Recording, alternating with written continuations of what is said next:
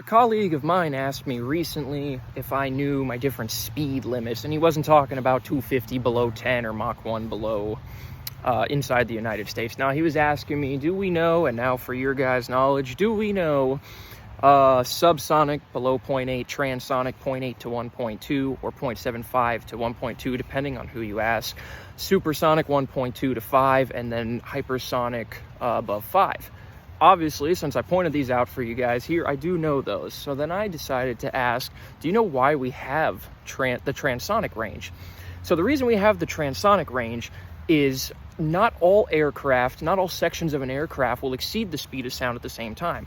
One of the hallmark features of jet aircraft is that they have a swept wing. Why do they have a swept wing, you ask?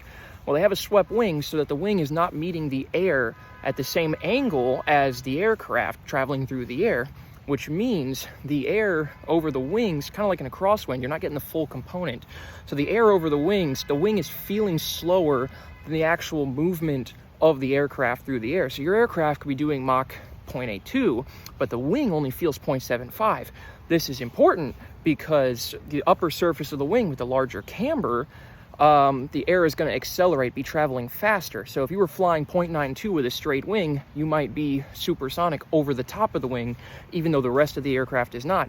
That's where we get the concept of Mcrit, the point where a speed or part of the aircraft first experiences supersonic speed.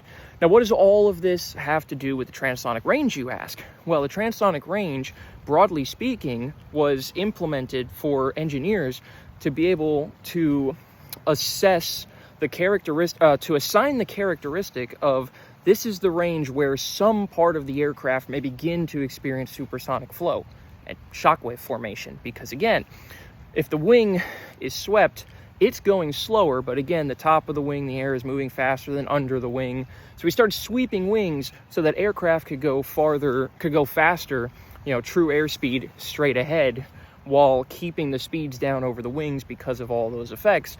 And the transonic range is just describing the area where the aircraft starts to transition between the subsonic, 0.8 and below, to the supersonic, 1.2 and above. Hope this helps.